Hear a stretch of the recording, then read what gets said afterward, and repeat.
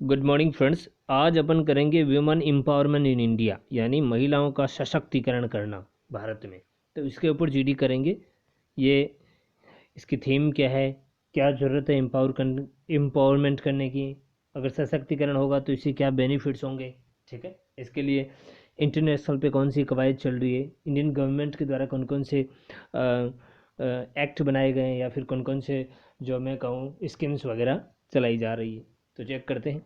Y we need women empowerment, हमें इनको सशक्त करने की ज़रूरत कहाँ है। तो ये सबसे पहले देख लेते हैं कहाँ ज़रूरत है।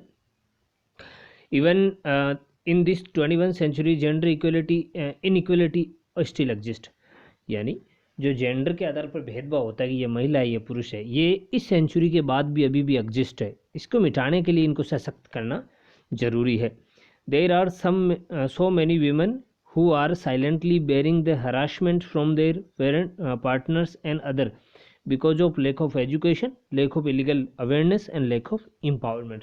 कई महिलाएं ऐसी हैं जिनको अपने घर पे उत्पीड़न झेलना पड़ता है उनकी पार्टनर के द्वारा या अदर उनके जो फैमिली मेम्बर होते हैं ससुराल वाले उनकी ओर से। किसकी वजह से? उनको एजुकेशन नहीं आता, ठीक है, और वो अनपढ़ है, या फिर उनको अवेयरनेस नहीं है, लीगल अवेयरनेस, या फिर इनको किसी और तरीके से एम्पावर्ड नहीं है, वो सशक्त नहीं है, इस वजह से उनको ये सब झेलना पड़ता है। आगे देखो 3 नंबर देखते हैं। Woman when woman are empowered, जब वुमन को सशक्त बना देंगे, होल सोसाइटी बेनिफिट्स, पूरी सोसाइटी को बेनिफिट मिलेगा। Because women constitute half of the society, ऐसा कहा जाता है कि आधी सोसाइटी का निर्माण अगर वुमेन सशक्त हो जाती है तो स्वतः ही हो जाता है, ऐसा कहा भी जाता है। Educating women about health care promotes healthier families, अगर वुमेन को हेल्थ केयर के बारे में एजुकेट कर दें तो फैमिली ऑटोमेटिकली हेल्थियर हो जाती है, तो फिर उनको स्वास्थ्य को लेकर कोई चिंताएं नहीं करनी पड़ती। आगे देखो, even though women works 24/7 to raise their children and maintain their families, they are not getting enough recognition of for house chores and home maintenance, यानी 24 घंटे वो फैमिली के लिए काम करती है। ठीक है, खाना बनाना, बच्चों की केयर करना, पार्टनर की केयर करना, अदर फैमिली मेम्बर की केयर करना, उसके बावजूद भी उसकी कोई पहचान नहीं रहती एक काम के अलावा। ठीक है, और मेंटेन करती है पूरे गाँव को, काम को मेंटेन करती है और पूरा काम करती है। ठीक है, होम को मेंटेन करती है, तो फिर भी उसकी पब्लिसिटी है वो बिल्कुल नहीं रहती, उसकी पहचान जीरो बनी हुई रहती है। As this work is unpaid, as this work is unpaid, women who choose to be homemakers are not considered as a working person in Indian economy. Due to this, their self-esteem tend to be low, यानी women 24/7 काम करती है और Indian economy उसके economy में उसकी कोई महत्व नहीं समझा जाता उसके काम को, कि भाई इंडियन इकोनॉमी में उसका काम भी क्या सारा देता है क्या, ठीक है, सपोर्ट करता है क्या, नहीं समझा जाता। और ये उनके लिए एक अपने आप में आत्मसम्मान को हानि पहुंचाना, ठेस पहुंचाना है। ठीक है, अब देखो challenges from women in India. अब भाई यहाँ सशक्तिकरण का अभियान चलाएं या उनको सशक्त बनाने में कौन कौन सी दिक्कत आती है महिलाओं के लिए जिससे कि वो सशक्त नहीं हो पाती है। देखो, फीमेल फिटोसाइड, फीमेल इन्फेंटिसाइड, यानी भ्रूण हत्या होता है, ये एक बड़ी वजह है, इसको थोड़ा ध्यान रखें, ये भी एक बड़ी वजह रही है, इस वजह को भी ध्यान में रखेंगे। Neglect during childhood, gender base होता है, तो आजकल की कई फैमिली जो बैकवर्ड एरिया में, रूरल एरिया में, वो जेंडर बेस पे उनको नेगलेक्ट कर देते हैं। ठीक है, स्टडी नहीं करवाते, अदर हर सारे काम में उनको नेगलेक्ट करते जाते हैं। ऐसा समझा जाता है कि वो तो जो पराई एसेट है, दूसरों की संपत्ति है, एक दिन ससुराल चली जाएगी, इस तरीके से। यूटीजिंग है, अब्यूज, और यूटीजिंग भी होता है, अब्यूजिंग भी होती रहती है। ठीक है, चाइल्डहुड मैरिजेज हो जाती है, इससे वुमेन सशक्त नहीं बन पाती। ठीक है, तो उनकी बिना उम्र के उनको जो मतलब ससुराल भेज दिया जाता है, तो उनका जो स्वास्थ्य है वो एक जैसे पॉजिटिव रूप में होना चाहिए, जिस काम के लिए उनका जो, ठीक है, फैमिली को संभालने के लिए, ठीक है, बच्चे की केयर करने के लिए, तो वो उनकी उम्र हो नहीं पाती, और चाइल्डहुड मैरिज करने से ऐसी परेशानी सामने आती है। आगे देखो, gender specific specialization work and culture definition appropriate gender roles. अब कहीं भी काम कर लो भारत में, वो जेंडर का फ़र्क तो हर जगह मिलेगा, ठीक है।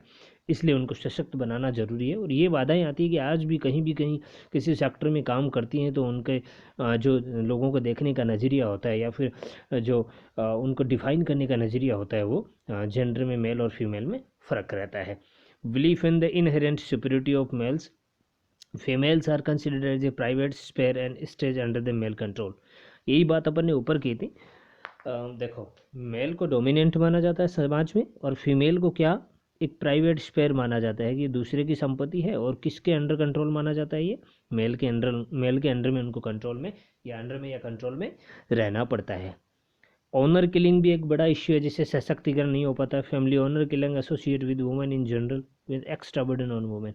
कभी कभार उनको बेवजह किसी कारणवश या ज़्यादा हो, अगर उन लड़के की चाहत में लड़कियों को धीरे धीरे 4-5 लड़कियों को तो उनको मार भी दिया जाता है, जो ये ऑनर किलिंग का ही रूप होता है। तो ये बड़ी परेशानी उनमें आती है। आगे देखो, limited access to education, low literacy level. भाई एजुकेशन में उनको नहीं पहुंचने दिया जाता बड़े एजुकेशन के लेवल पे। जैसे एक परिवार में एक लड़का और एक लड़की है तो लड़की को कम पढ़ाया जाएगा, जबकि लड़के को सारी एजुकेशन प्रोवाइड की जाएगी, तो उनमें भी उनको लो लेवल मिलता है। लिटरेसी मिलती है लो लेवल, वो इसी में आ गई, ठीक है। लिमिटेड एक्सेस टू कैश, उनको पास उतना पैसा भी नहीं दिया जाता खर्च करने के लिए, ठीक है।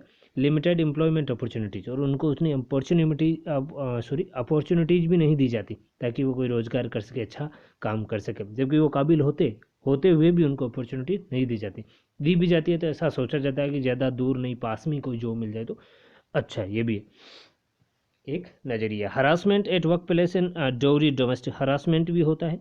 वर्क प्लेस जहाँ काम करती है उनके पास ऐसा उत्पीड़न का रूप भी होता है। डोरी सिस्टम, दहेज वाला, ठीक है। डोमेस्टिक वायलेंस, घरेलू जो घटनाएं होती हैं, ठीक है, चाहे दहेज से ले लो, चाहे ऑनर किलिंग ले लो, चाहे अदर प्रकार की ले लो, इस तरीके से ये सशक्त बनने में बाधाएं उत्पन्न होती है। Still house chores are women's duty, और अभी भी जो घर का सारा काम है चाहे वुमेन को ही करना पड़ता। अब देखो एक एग्जांपल्स है, one couple image, it include wife and husband, both are going to do job in government sector. whenever they come back at home, a man have to remain totally free. He has not to do any work of related to chores. But woman, after coming home, he has to do all the work. Why it is?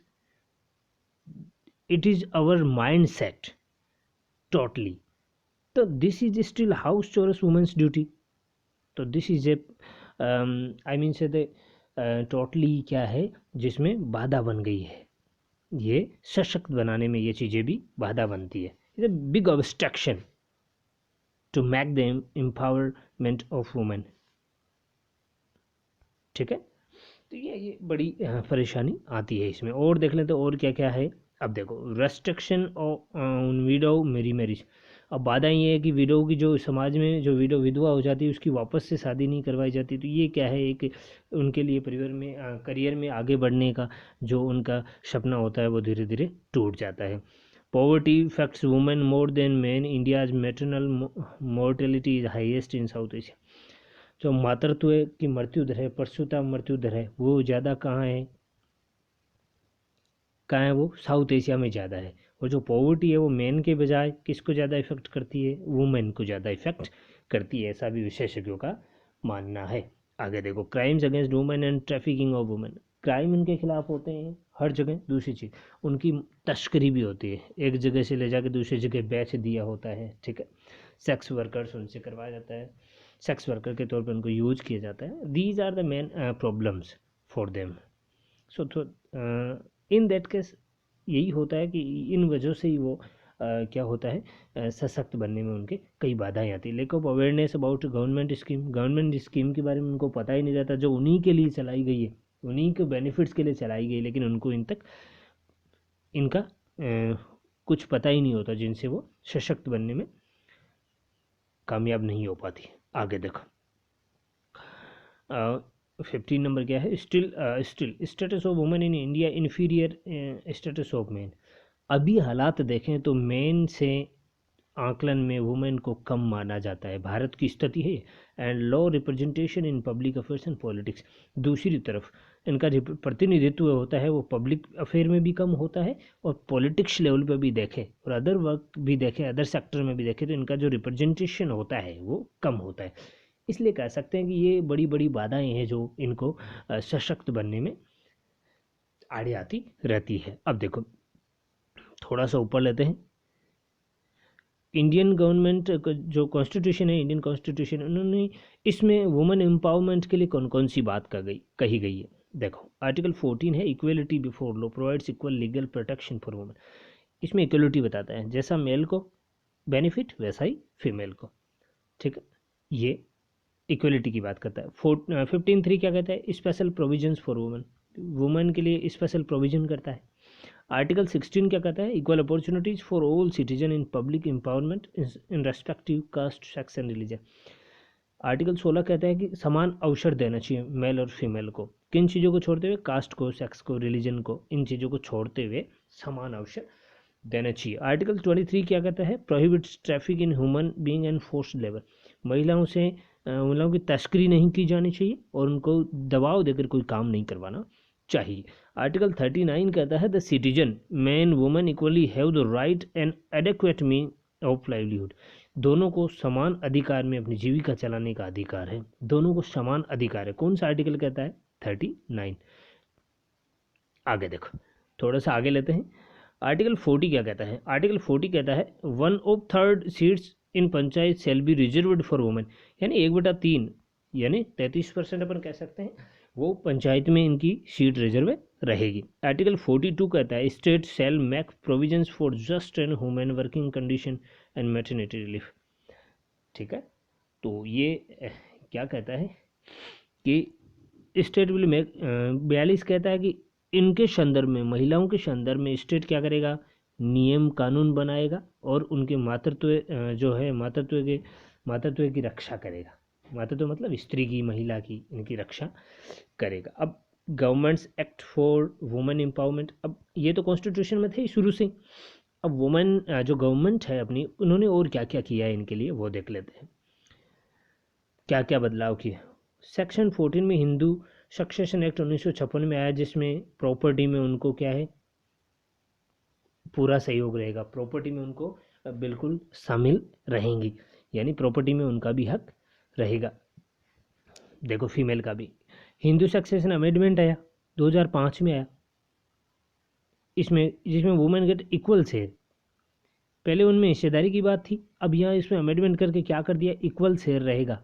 पुरानी जो अपने दादा परदादा की property है उसमें उस महिला का बराबर का शेयर रहेगा, ठीक है। डाउरी प्रोहिबिशन एक्ट, दहेज प्रथा भी लाया गया 1961 में। Contracts labour act 1970 and factories act 1948, women can't be employed in the night between 9 to 6 PM। इस एक्ट के तहत महिला रात को 9 से 6 बजे तक काम नहीं कर सकती। Can not be required work more than 9 hours, और 9 घंटे से ज़्यादा भी दिन में काम नहीं करवाया जा सकता। देखो आगे कौन से चेंजेस किए गए, कमीशन ऑफ सती प्रिवेंशन आया 1987 में, protection of women from domestic violence 2005 में आया, चाइल्ड मैरिज प्रोटेक्शन 1929 में लाया गया था। अब देखो गवर्नमेंट स्कीम एंड प्रोग्राम्स, अब ये तो थे कानून कायदे की बात, अब गवर्नमेंट कौन सी स्कीम चलाती है ताकि वुमेन एम्पावर बन सके, तो ये देखते हैं अपन, थोड़ा सा आगे ले लेते हैं। पहला देखो, Beti Bachao Beti Padhao to eliminate female फोर्टिसाइड, यानी भ्रूण हत्या और जो फीमेल भ्रूण हत्या को रोकने के लिए ये बेटी पढ़ाओ बेटी बचाओ अभियान लाया गया, और उनको एजुकेशन प्रोवाइड करवाने के लिए भी इस अभियान की महत्वपूर्ण भूमिका रही। STEP क्या है, support to training cum employment for women, ये अभियान है to increase the self reliance and autonomy. Autonomy का मतलब समझ गए, स्वत्व अधिकार होता है, जो खुद का अधिकार देने के लिए, उनको अपने निजी अधिकारों को प्रदान करने के लिए कि आपके ये अधिकार है, इसके लिए ये अधिकारों को बताने के लिए, ठीक है, और उनको काबिल बनाने के लिए, ठीक है, किस में, इनकम जनरेशन एक्टिविटी, ठीक है, ताकि उनको भी कुछ रोजगार मिल सके। इस तरीके से ये अभियान स्टेप चलाया गया। SSA क्या है, सर्व शिक्षा अभियान टू गर्ल फॉर एजुकेशन, ये किसके लिए, for girl education, girl child थी उसके एजुकेशन के लिए, कि कोई भी गर्ल चाइल्ड है वो बिना एजुकेशन नहीं रहे। It lead to increase the gender priority index.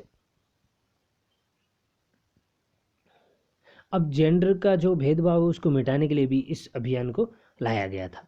अब देखो आगे आगे देखते हैं 4 नंबर पॉइंट क्या कहता है। द नेशनल लिटरेरी मिशन और साक्षर भारत, ये अभियान भी चलाया गया जिसमें वुमेन की लिटरेसी बढ़ाने के लिए, ठीक है। Literacy is the critical instrument, critical का मतलब आलोचना एक तरीका तो है महिलाओं को एम्पावर करने का, लेकिन भारतीय समाज में ये क्या है, एक जिसको समालोचनात्मक एक बिंदु कह सकते हैं, एक ऐसा तरीका है, इंस्ट्रूमेंट है जिसकी आलोचना होती रहती है। एम्पावरमेंट तो करते हैं लेकिन पुरानी जो प्रथाएं हैं अपनी और जो अपनी एंसेस्ट्रल जो एक्टिविटीज़ हैं उनके हिसाब से इनमें इनका क्या होता है, आलोचना होती रहती है। National rural health mission educating women on health care has resulted in decline the fertility rate. प्रजनन शक्ति को भी बढ़ाया इसने, ये नेशनल रूरल हेल्थ मिशन चलाया गया था, ठीक है। मोरेलिटी रेट्स को भी होता है, मातृत्व जो मृत्यु दर है उसको भी कम किया है, ठीक है। इन्फेंट और जो शिशु मृत्यु दर है उसमें भी सुधार हुआ है। SHG सेल्फ हेल्प ग्रुप चलाया गया था for economic development in women by giving micro finance. क्यों चलाया गया, ताकि महिलाओं को थोड़ा थोड़ा उनको क्या दिया जाए, एक लोन की तरह पैसा दिया जाए ताकि उनका इकोनॉमिकल जो डेवलपमेंट है वो आसानी से हो सके, ठीक है। इनको सहायता दी जाए, इस ग्रुप के द्वारा उनको धीरे धीरे थोड़ा थोड़ा पैसा सहायता के रूप में दिया जाता है। आगे देखो 7 नंबर क्या कहता है।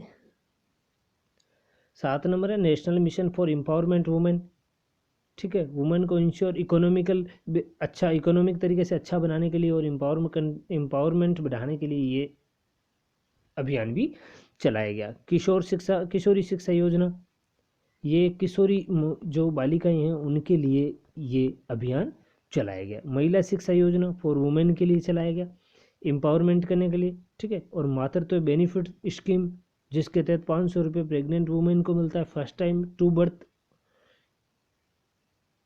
ठीक है। If only women belongs to BPL category, BPL category से अगर बिलोंग करती है तो 2 बच्चों पर उनको 500 रुपये क्या दिए जाते हैं, उनको सहायता राशि दी जाती है, ठीक है। ये भी चलाया गया था।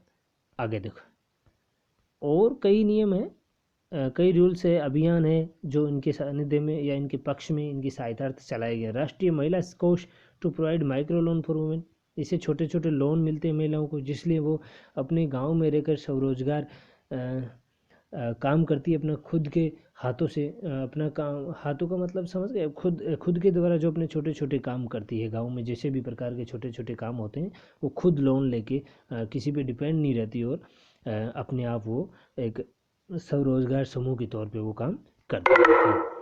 देखो international efforts for women empowerment, international efforts क्या किए गए वुमेन एम्पावरमेंट के लिए, ये देखो 2001 में डिक्लेयर्ड वुमेन एम्पावरमेंट ईयर, 2001 को वुमेन एम्पावरमेंट ईयर नाम दिया गया, ठीक है। Women business law and the law 2012 in a law in Switzerland specially targeting the future prospect of women seeking jobs और प्रमोशन, ये स्विट्जरलैंड में लाया गया ताकि फ्यूचर में महिलाओं को जॉब और प्रमोशन की सुविधाएं मिल सके। इक्वेलिटी पे एक्ट भी लाया गया यूनाइटेड किंगडम में।